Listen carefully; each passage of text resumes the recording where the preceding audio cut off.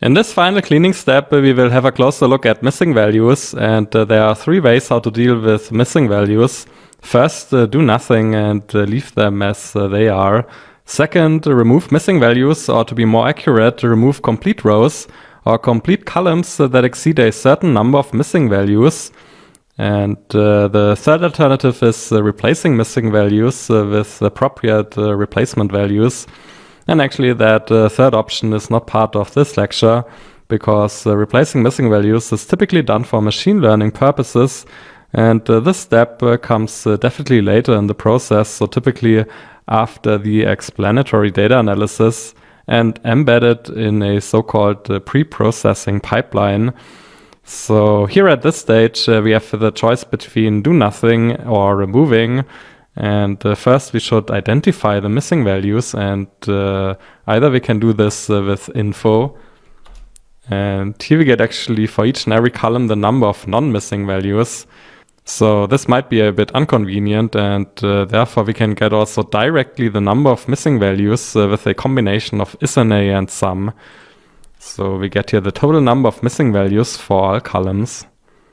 And obviously we have over 40,000 missing values in belongs to collection. And still we have missing values in the ID column and also for the title. So there are 4 movies where we even do not know the title, and 1 movie where we do not know the ID. And we can actually filter DF for those movies where we do not know the title. So that's the 4 movies, and here we have also included the movie where we do not know the movie ID. And actually these movies have one thing in common, so they have many missing values, and actually we don't know too much about these movies. And therefore we could conclude that at least we want to have values in the ID and title column. So let's drop all rows or all movies where we have missing values in ID or title, and therefore we can pass a list with those 2 column labels to the subset parameter. And actually the default behavior of a drop array is that it drops all rows where we have at least 1 missing value in the subset. So that's what we want. And this is because there's the how parameter, and the default argument is any. So we remove all movies in case there's any missing value in either the ID or the title column. And of course we also have to pass true to the inPlace parameter here. And now we shouldn't have any missing values in the ID and the title column. And this is true. And actually now, as a side note, we can also transfer the data type in the ID column from float to integer. So as long as we have missing values in a numerical column, then the data type is always float and not integer, but now we can convert this. Now in the next step, we can also check for each and every movie how many non-missing values, so valid values, we have in the columns. And we can do this with a combination of not an A and a sum. And we have to pass 1 to the access parameter. So let's have a look here. And for instance, for the very first movie, it's Toy Story, we have 18 non-missing values out of 18 columns. So to say we have no missing value at all. And we can also further analyze this with value counts. So for the vast majority of movies or rows, we have 15, 16, 14, 17, or even 18 non-missing values. And let's have a look at the bottom here.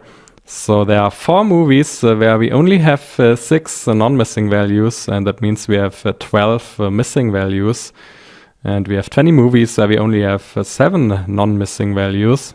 And actually we can also filter for those movies where we only have 6 non-missing values. So here we have the idea, the language, popularity, and the title.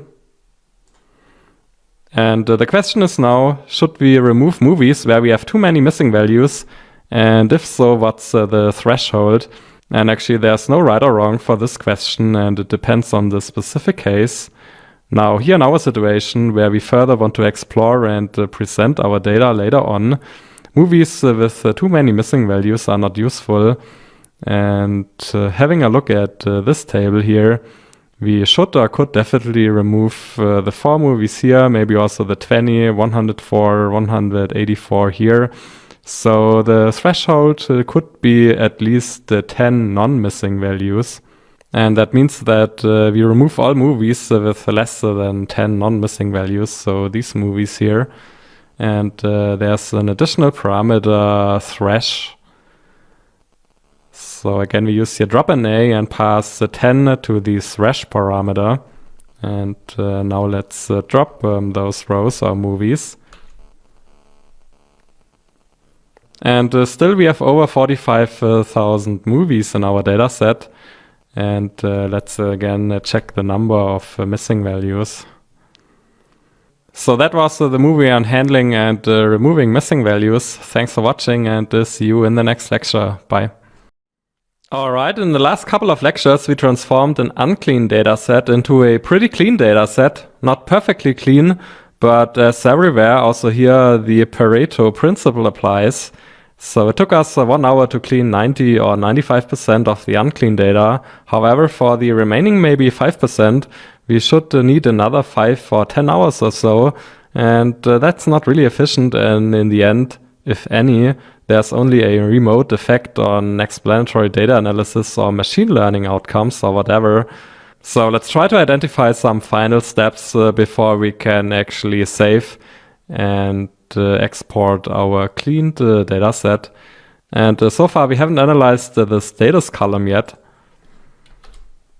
And here we have the status of the movie, and the vast majority is already released. Then we have rumored, post-production, in production, planned and cancelled.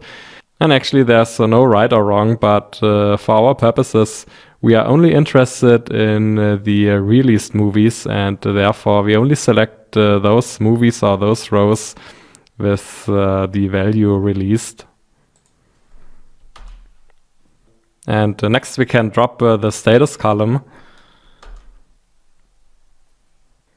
So far the columns in our data frame are pretty much randomly ordered, and it could make more sense to change the order and, for instance, order the columns by importance or also by categories. So maybe we should start with ID and title, and for instance later we have budget and revenue close together. So let's create the list col with the new order of the column labels. And let's change the data frame df. And let's have a look here. So now we are starting with ID, title, tagline, release date, genres, and so on. And actually here on the left-hand side in our index, we do not have a range index anymore because we have dropped many rows.